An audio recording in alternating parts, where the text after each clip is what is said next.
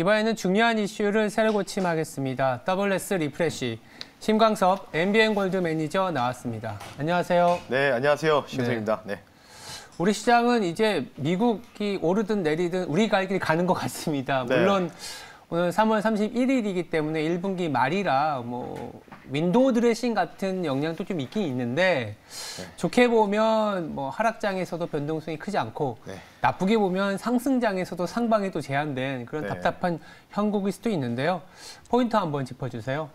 네, 다 말씀하셔가지고 어떻게 뭐 드릴 말씀이 없는데 네, 일단 뭐 좀 놀랬죠. 뭐 어제 미국 나스닥이 1.2 정도 하락이 나왔고, 맞아요. 뭐 중소형주들이 포진돼 있는 러셀 2000 지수도 2% 가까이 급락이 나왔습니다. 그러니까 어제 미국 시장 등락 비율은 한 4분의 1 정도 제외하고 4분의 3은 떨어졌다. 뭐 이렇게 좀 평가를 하고 싶은데. 좀 의외였죠. 오늘 좀 상승이 나올 수 있는 계기가 좀 그래도 뭐 그렇게 반등이 시원치는 않습니다. 네, 뭐 오늘 같은 경우에는 사실 어제 좀 많이 기대했지만 어제 좀 많이 못 올라갔으니까 그런 부분이 있어서 어쨌든 오늘 증시 자체는 뭐 계속해서 아까도 뭐 식스페이스 TJ 미디어 급등 나오고 뭐 이런 종목도 얘기 나오지 않았습니까? 예. 인수위원회의 그런 코멘트 이거에 따라서 계속해서 순환매가 돌고 있기 때문에 뭐 24시간 영업 제한 관련된 부분들을 규제를 해제할 것이다 조만간에 예. 뭐 그런 공식적인 발표가 좀 나왔기 때문에 관련 분의 기대감으로 정책에 대한 모멘터가 계속 붙으면서 지수가 순환매. 그러니까 지금은 결국은 또 상단선이 좀 막혀 있고 하단선도 굉장히 지지가 탄탄해지는 굉장히 2,750에서 2,600 사이 150포인트의 탄탄한 뭔가 좁은 박스권에서 키 맞추기 장세가 계속해서 이루어지고 있다. 이렇게 말씀드리고 싶은데 제가 볼 때는 항상 똑같은 이 증시 포인트를 다음 주까지 계속 이런 식으로 얘기하지 않을까. 네, 계속 이런 장이 좀 예상이 되기 때문에 예. 그 부분들 참고하시면 좋을 것 같습니다. 네. 누가 봐도 외부 변수는 명확해진 것 같아요. 전쟁 리스크는 계속 좀 늘어지면서 이렇다 할 모멘텀을 주진 않을 것 같고 네. 그렇다고 해서 또 악재를 탁 뿌려주는 건 아닌 것 같고 그렇죠. 네. 그리고 4월, 5월에 이제 긴축과 관련된 얘기들 미국에서는 뭐 리세션 즉 경기 침체가 온다라는 얘기들까지 있기 때문에 외부에서 국내 증시에 훈풍이 불 만한 건 없는데 내부에서는 이제 국내 정책, 인수위 아까 투자 식스팩에서도 굉장히 좋은 단어를 선정해 주셨는데 생활 밀접형 리오프닝 이런 그렇죠. 아이디어들이 좁은 박스권에서 뭔가 빛을 발하는 거 아닌가라고 이제 포인트로 삼을 수 있겠습니다. 네, 투자 식스팩을 담당했던 강성화 아나운서 합류했습니다. 네, 안녕하십니까? 네, 안녕하세요. 단어 선택을 굉장히 잘하신 것 같아요. 잘 생활 만들었죠. 밀접형. 좋네요. 제가 리오프닝. 만들었습니다. 알겠습니다. 인수위원회가 들어가셔야 될 것 같아요. 추천 좀 해주세요. 네. 저도 지금 못 들어가고 있는데. 추천해서 들어가는 거면 저희 하면 어떻게 해. 오늘 새로 고침은 크게 이 변수라고 할 수도 있고 아닐 수도 있는데 오늘이 또 공교롭게도 3월의 마지막 날이자 맞습니다. 1분기의 또 마지막 날이에요. 보통 일말, 연말, 연초, 뭐 월말, 월초, 지금은 또 분기말, 분기초 해서 네. 일말, 이초. 일말, 이초 하니까 이제 군대 생각나요. 군대 생각이 나네요. 일말 상초라고 원래 하는데 예, 맞아요. 이 시기에 일정말. 연인들이 헤어지거든요. 아, 그래요? 예, 이 시기에 군대에서 가장 많이 일을 해야 되지 않나요? 저는 이때 차였습니다. 아, 제 기억으로는. 경험담을 얘기하시네. 네. 경험담. 근데 원래 1년 정도가 딱 되는 거 시기이기도 하고 우리 시장도 1말 2초 뭔가 새로운 시작이 될 수도 있지 않을까요? 일을 가장 많이 할 때니까 좋게 봐야 되지 않겠냐 생각이 들어서. 악재와 헤어질 수 있는. 그렇죠. 오, 좋다. 좋네요. 예, 좋습니다. 그러면 이제 1분기 마무리 그리고 2분기가 시작될 텐데 내일부터 네. 국내 증시 전망부터 한번 거시적으로 가보시죠. 일단 뭐 계속. 아니 이거 악재를 해소한다니까. 저는 무슨 인수위원장이신 줄 알았어요. 어감 자체가. 예, 일단은 뭐 그랬으면 좋겠는데 뭐 일단은 뭐 오늘 아침에 또 조금은 그래도 긍정적인 소식들. 네. 러시아 우크라이나가 이제 내일부터도 화상회담 뭐 네, 이런 맞아요. 부분들로 이제 전환하겠다. 이제 더 이상 대면보다는 아마 화상회담 한다는 거는 이제 온라인 회담한다는 거는 자주 회담을 갖겠다는 하겠다. 이런 뜻인 것 같아요. 그렇죠. 대면하려면 또 비행기 타고 왔다 갔다도 해야 되는 이런 또 네. 이동 거리도 고려해야 되기 때문에 어쨌든 뭐 잦은 회담에 대한 결과가 좋은 결과로 나오면은 뭐 우리나라 증시도 좋은 분위기 형성될 것 같고요. 네. 거기에다가 이제 또 그 바이든 행정부에서 이 비축료 관련된 부분들에 대해서 또 공급 관련된 또 이슈가 좀 부각이 되지 않았습니까? 그런 부분 때문에 지금 유가가 110불까지 다시 반등 나오다가 지금 100 초반, 101불까지 오늘 장 열리고 나서 지금 마이너스 5% 정도 급락이 나오고 있다. 그러면서 이제 자연스럽게 이제 뭔가 좀 더 이상 WTI 유가가 상방으로 가는 모습보다는 뭔가 이제 하방 또는 하방 경직 분위기로 뭔가 고유가에서의 그런 안정화라고 할 수 있겠지만은 뭐 90에서 100불 정도의 어찌 보면 유가가 떠 있는 상황에서 안정화 단계 그런 부분들을 좀 보고 있는데 그에 대한 부분 때문에 오늘 전반적으로 시클리컬 쪽에 좀 강세를 같이 좀 보이고 있죠. 전반적으로 그런 부분을 보시면 좋을 것 같고요.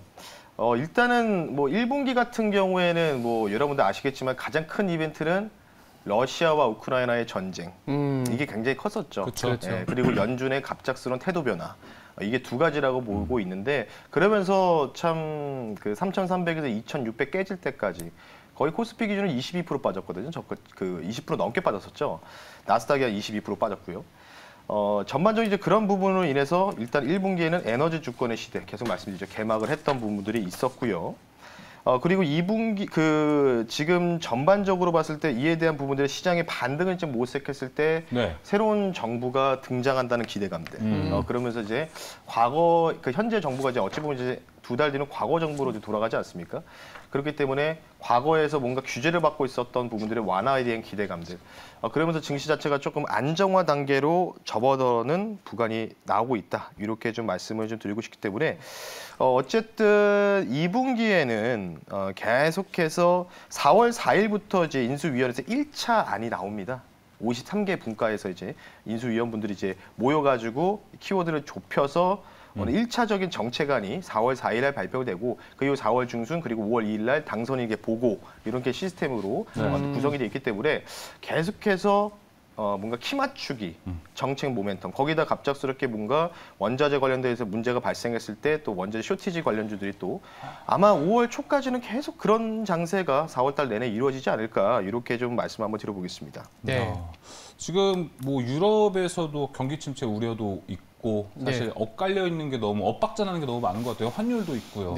그런 이슈들이 너무 우리 시장에서도 2분기에도 좀 악재로 다가오지 않을까 하는 건 좀 생각이 있는데 두 분 생각은 어떻게 보실지 궁금합니다. 유럽 같은 경우에는 안 좋은 건 맞아요. 전 세계에서 지금 가장 안 좋은 쪽이 어딜까 하면 유럽이거든요. 당연하죠. 러시아 쪽에서 가스라든지 에너지를 수입하다 보니까 그 소비자 신뢰 지수라든지 뭐 그 선행 지표들 있지 않습니까? 그게 다 뭐 거의 역대급으로 부러진 상황이에요. 맞아요. 근데도 이 지수라는 것들이 저는 오히려 좀 내성이 생겼다?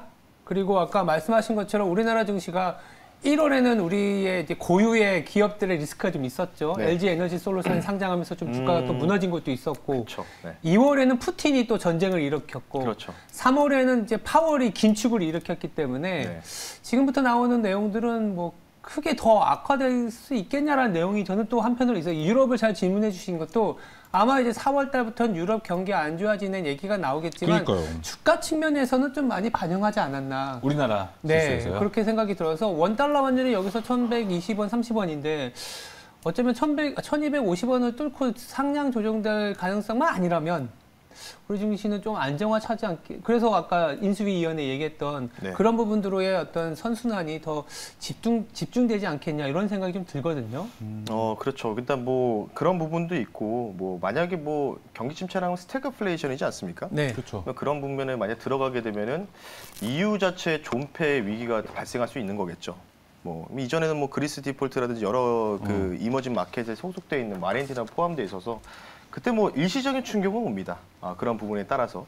근데 결국은 우상하면서 주가는 계속해서 긴 그림에서는 올라갔던 부분이 주요하고요. 아마 지금 최근에 나온 데이터 보니까 독일부터 시작해서 특히 스페인이 그 남유럽 쪽의 스페인이 인플레이션 수치가 거의 9점 후반대입니다. 거의 뭐 미사일 쏘듯이 올라가고 있어요. 10% 육박하고 있습니다. 그런 부분을 봤을 때 확실한 거는 이제 러시아, 우크라이나 이슈가 계속해서 파생되어 나가고 있고요. 그리고 조금 이제 관련된 부분에서 조금 우리가 주의해야 될 점은 아마 협상의 빌미 뭐 이런 부분들에 대해서 해결의 빌미를 제공될 수 있는 부분인지 모르겠지만 러시아가 최근에 그 가스, 원유 뿐만 아니라 목재, 곡물까지도 루브라 결제를 계속해서 추진하겠다. 이런 의사를 좀 밝히고 있거든요. 그러니까 계속 지금 그전에 EU라든지 미국에서는 루브라 결제 관련된 부분들 막아놓겠다라고 얘기하지 않았습니까? 근데 그에 대해서 이제 화폐 전쟁 뭐 이런 부분들도 일어날 거고. 근데 지금 어제 아마 장 끝나고 이 소식이 보도됐었죠. 독일에서 가스 관련돼서 비상사태 선포했던 부분도 있었죠. 그러니까 이제 루브라 결제를 해야 되는데 입을 다 맞춰놓은 유럽 국가들은 루브라 결제 안 하기로 했는데 러시아에서 그걸 원하고 있으니까 자체 공급을 끊을 수 있다. 뭐 이런 또 우려감들이 좀 반영이 되면서 그래서 오늘 또 이제 미드스트림 기업들 우리나라 대표적인 그런 기업들 위주 뭐 대성에너지라든지 GSE 뭐 이런 애들이 급등 나오지 않았습니까? 어제 전일날 시간 상한가 갔어요. 그래서 좀 올라갔다고 보시면 좋을 것 같고 아마 저는 조금 최근에 뭐 EU가 탈퇴했던 영국이 좋은 사례를 보여주고 있지 않을까. 영국이요? 예, 영국이 먼저 금리를 인상시키기 시작하면서 예. 진행을 하지 않았습니까? 영국이 가장 일 잘하지 않았나 이렇게 생각하는데 네. 이제 문제는 이제 나토 그 유럽의 수장인 독일의 이 그 손에 달렸죠.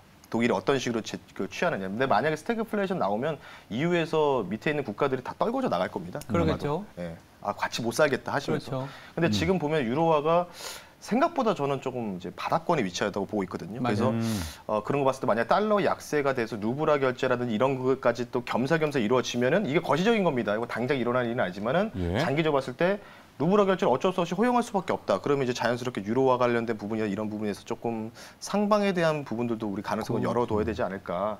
이런 좀 조심스러운 생각이 있기 때문에 요거는 그냥 저의 그냥 생각이라는 부분들을 좀 말씀드리고 싶어서 그러면 스태그플레이션 우려감은 조금은 해결되지 않을까? 이런 생각을 좀 말씀을 드리고 있습니다. 유로화가 강세를 보인다라는 것은 위안화까지 강세로 갈 수 있기 때문에 원자재 가격에 대한 리스크가 조금 줄어들고 있고 그렇다면 이제 우리가 한번 결론적으로 이런 거죠.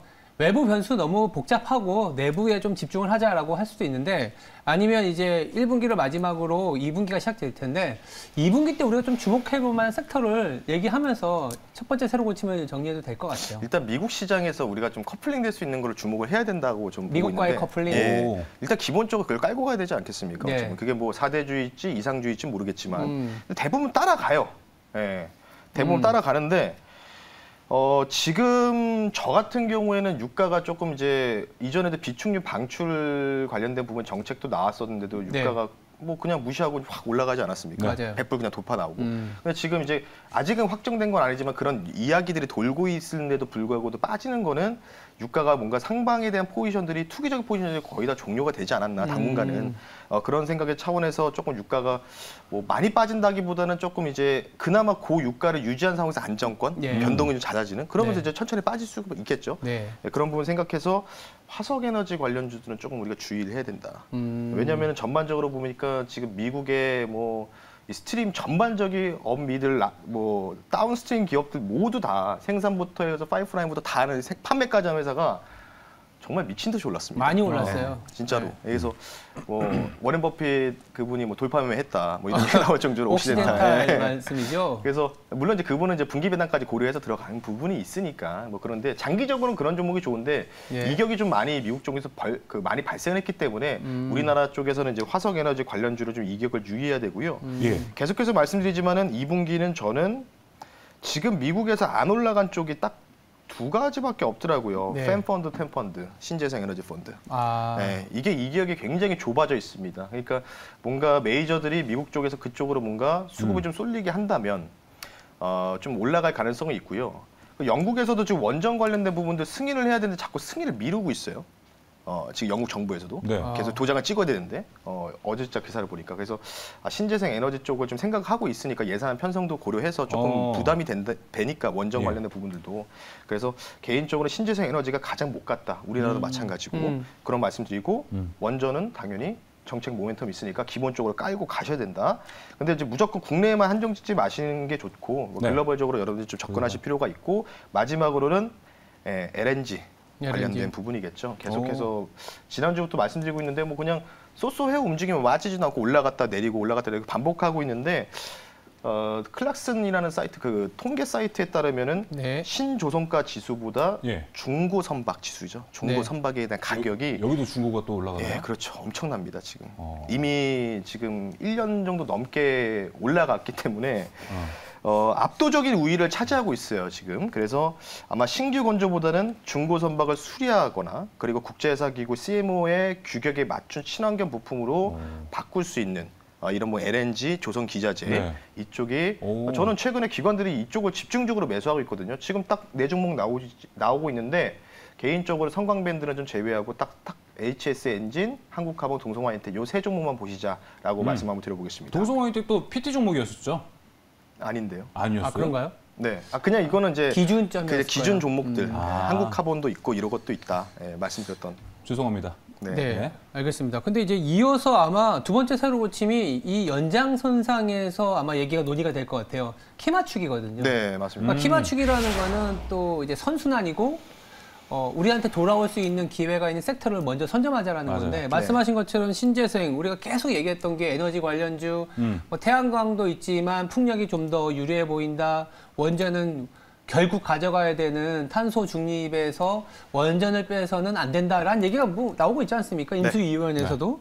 그리고 LNG 같은 경우에는 그러니까 조선은 저도 최근에 1분기 실적이나 2분기 실적이 다른 업종 대비해서는 좀 나아 보이거든요. 그렇죠. 더불어서 중국이 러시아의 우랄유를 수입하게 되면 뭐 약간 좀 뭐 앞선 얘기이지만 그 유가 원유를 비축하기 위해서 배를 상하이 앞바다에 띄워놓고 비축 그렇게까지도 고민을 하고 있다고 하더라고요. 맞아요. 그래서 쟁겨 놓는다 하죠. 네, 그런 어떤 뭐 어떻게 보면 그림이지 않습니까? 네. 지금 시장이라는 게. 그래서 키 맞추기 장세가 진행이 되고 있는데 이런 포인트, 즉 결국 우리가 돌아올 수 있는 섹터와 테마에 아직 움직이지 않았거나 움직였다가 좀 눌렸던 그런 쪽으로 우리가 관심을 가져가야겠죠. 그렇죠. 근데 이 부분들이 전반적으로 기후변화랑 밀접하게 연동돼 있다고 보시면 좋을 것 기후변화. 같아요. 기후변화부터 시작해가지고 라니냐 현상들이 짙어지니까 네. 결국 에너지 가격의 상승이 이제 전반적으로 다 나오지 않았습니까?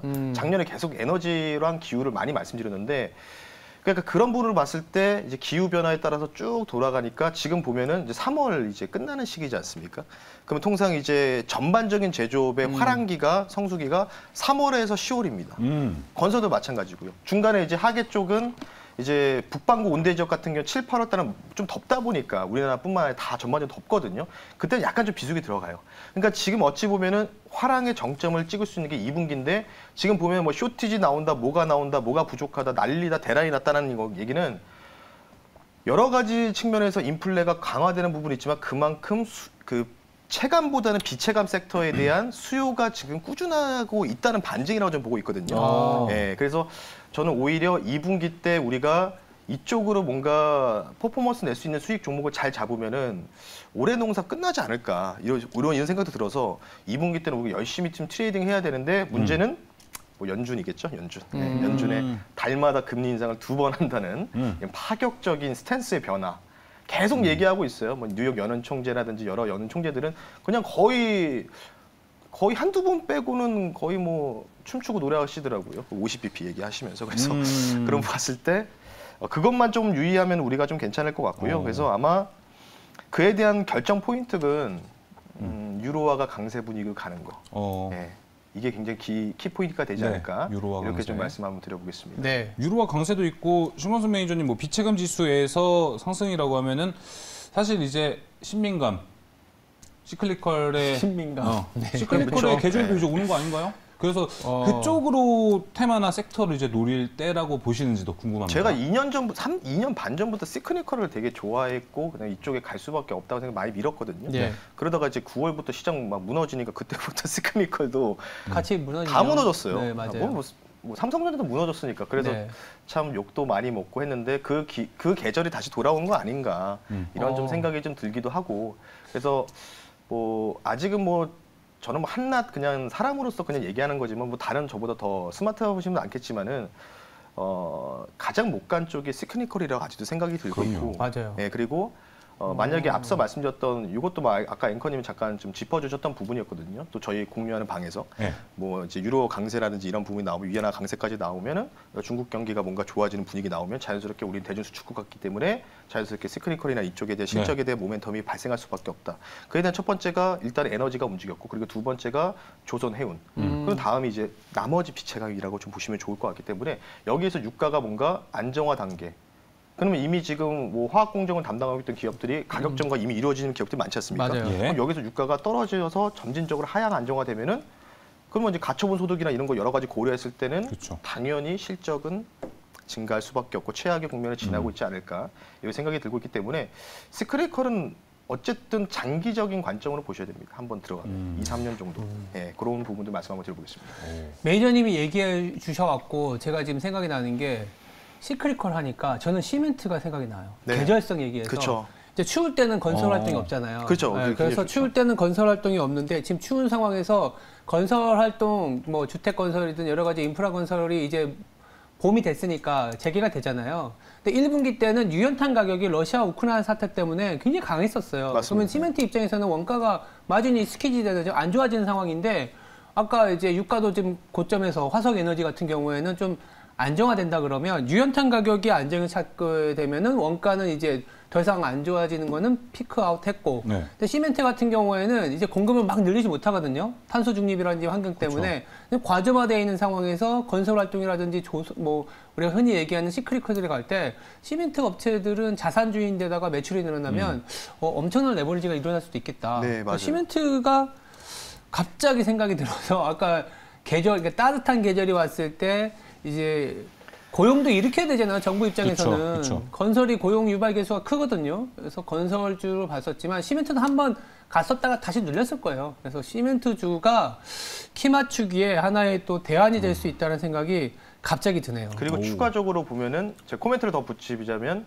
이 시장이 이제는 뭔가 더 이상 진입할 수 없는 시장. 아, 맞아요. 이 되지 않습니다. 탄소 중립 때문에. 그 공급이 네, 제한돼 시멘트가. 있죠. 그렇죠. 그러니까 네. 현재 운영하고 있는 사업장을 운영하고 있는 업체들만 실적이 어쩔 수 없이 좋아질 수밖에 없다. 그러니까요. 예. 그리고 실제로 기업 경기 실사 지수가 올해 이번 달 초에 발표된 데이터를 보면은 다른 거는 그냥 U자형으로 천천히 움직이지만은 건설 쪽만 좀 희망적인 데이터가 좀 나왔습니다.